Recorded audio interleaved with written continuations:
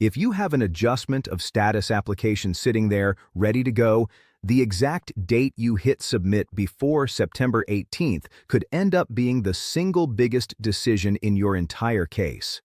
Not because of anything you did wrong, but because a much stricter version of the public charge rule is about to take effect, and USCIS is basing its decision on the day they receive your I-485, not the day they actually rule on it. That single detail, buried in the fine print, could change the outcome of thousands of cases.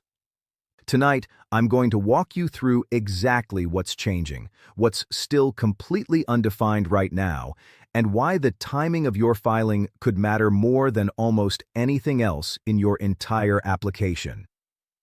Let's start with a bit of history, because it actually helps explain why this new rule is written the way it is. Back in 2019, during Trump's first term, the administration tried to roll out a stricter version of the public charge rule, and it actually took effect for a while, somewhere around 6 to 8 months. USCIS even created an entirely new form for it, called the I-944, Declaration of Self-Sufficiency.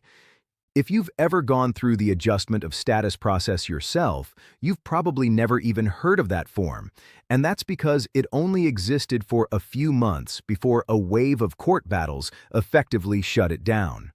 Those legal challenges stayed tied up in the courts until Biden took office, and once he did, the whole policy got reversed. In 2022, the Biden administration replaced it with a much more lenient version of the public charge rule, one that basically said you're only considered a public charge if you're receiving benefits that could essentially be converted directly into cash, or if you needed long-term institutional care paid for by the government.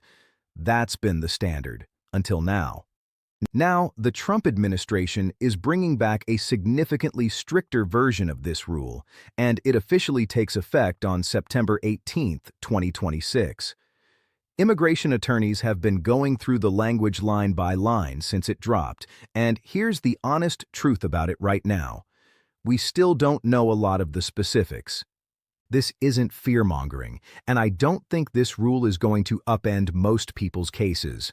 But there are real important details worth understanding, especially if you're planning to file soon. Here's one of the most important things buried in this rule. It never actually defines what counts as a means-tested benefit.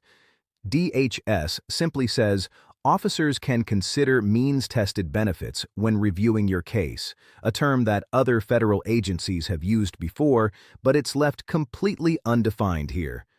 On top of that, DHS has said USCIS will be issuing separate policy guidance on this down the road.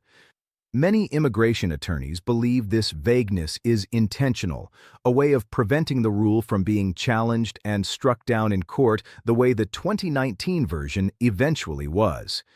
Here's the piece of practical advice that matters most right now, and it's worth pausing on. The 2026 version of this rule only applies to adjustment of status applications that USCIS actually receives on or after September 18th. So, if your I-485 is ready to go, and there's no compelling reason to wait, there could be a real benefit to submitting it now. Why? Because if USCIS receives your application before that date, the officer deciding your case has to apply the older, more lenient 2022 framework, not the new one, even if your interview or final decision happens months later. This comes down to when your application is received, not when a decision gets made, which is actually a very different standard than a lot of the other USCIS rule changes we've seen recently. So, what's actually the biggest shift here? It's that USCIS officers now have significantly broader discretion to determine whether you're likely to become a public charge in the future. There are certain mandatory factors written directly into the Immigration and Nationality Act, specifically Section 212, that officers have to weigh at minimum. Things like your age, your health, your family status, your assets and resources, your financial situation, and your education and skills. If you're filing based on a marriage petition, the Affidavit of Support, Form I-864, that your U.S. citizen or permanent resident sponsor files, is likely going to matter more than ever. Showing that your sponsor genuinely has the assets and financial ability to support you if it ever became necessary could carry real weight under this new discretion. One detail worth noting is that DHS specifically chose not to just bring back the original 2019 rule word for word. This version is being treated as its own separate third iteration, following the 2019 rule and the 2022 rule, not simply a revival of the first one. Many attorneys believe that's deliberate, likely because DHS knows the original 2019 version was successfully challenged in court, and they're trying to build something a little more legally durable this time around. Now, here's something genuinely striking buried in the rule's own language. DHS explicitly states that it expects immigrants to voluntarily disenroll from public benefits because of this policy. The department estimates that this could reduce federal and state benefit spending by more than $13 billion every single year, and somewhere between $91 billion and $111 billion over the next decade, depending on the estimate you look at. And the reasoning DHS gives is straightforward, that immigrants and mixed-status households may simply choose to forego or drop these benefits altogether rather than risk their immigration case. It's rare to see a federal rule so openly project that kind of behavioral change as one of its intended outcomes. Quick pause here, because if breakdowns like this are genuinely useful to you, go ahead and hit subscribe and turn on notifications, because there's a lot still unfolding with this rule, and we'll be covering every update as USCIS actually starts implementing it.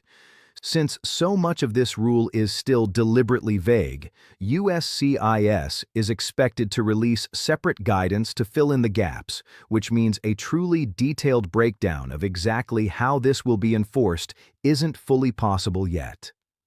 Based on how the first Trump administration handled similar policy rollouts, it's reasonable to expect some kind of formal guidance memo within the coming weeks, quite possibly right around September 18th itself, followed not long after by a new or revised form, likely some updated version of that old I-944. And if that form does return, it's worth remembering what a burden the original version was. It ran over 20 pages, and it made the entire adjustment of status process significantly more expensive because attorneys had to spend far more time compiling detailed evidence of an applicant's assets, financial ability, education, and language proficiency, all to demonstrate they weren't likely to become a public charge. It's also important to be clear about one specific point people keep asking about. Medicaid use is not going to automatically result in a denial. It will be a factor officers can weigh, and Medicaid is very likely to fall under the means-tested benefits umbrella this rule references, but it isn't an automatic disqualifier on its own. Still, the language of the rule strongly suggests that DHS wants immigrants to voluntarily step away from these benefits in order to strengthen their adjustment of status case. There are a handful of major open questions worth watching closely in the weeks ahead. First, and most important, what exactly counts as a means-tested benefit? This term has been used by other agencies before, but it's never been clearly defined in this specific rule.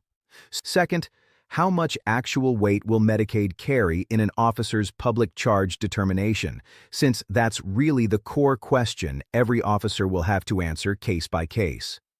Third, will USCIS release an entirely new version of the I-485 to reflect this rule, or will they issue a separate standalone form, like they did with the I-944 back in 2019? And finally, how aggressively will individual officers actually use this new discretion in practice? That last question matters more than people realize, and here's why. Earlier this year, a separate USCIS policy memo tried to restrict certain adjustment of status filings, and in practice it ended up being applied unevenly, with one USCIS officer candidly saying they simply weren't given clear enough guidance to consistently enforce it, and that in practice the policy wasn't really being applied the way it was written. So there's a real open question about whether this new public charge rule follows that same pattern, strict on paper, inconsistent in the field, or whether USCIS rolls out clear, detailed guidance that officers actually follow uniformly nationwide. So here's the bottom line. If you're currently sitting on a green card application or getting close to being ready to file one, this rule fundamentally shifts how much discretion an individual officer has over your case, and the exact rules of that discretion are still being written in real time. If your I-485 is genuinely ready, filing before September 18th means your case gets judged under the more predictable 2022 standard, not this new, broader one. That's not fear-mongering. That's simply how the rule is written, based on receipt date, not decision date. Before you go, make sure you've hit subscribe and turned on notifications because there is a lot still unfolding here. The exact definition of means-tested benefits, whether a new form gets introduced, and how officers actually apply this discretion in real interviews. As more official guidance comes out, we'll be breaking down every piece of it as soon as it's confirmed. Thanks so much for watching. Stay informed, stay prepared, and take care.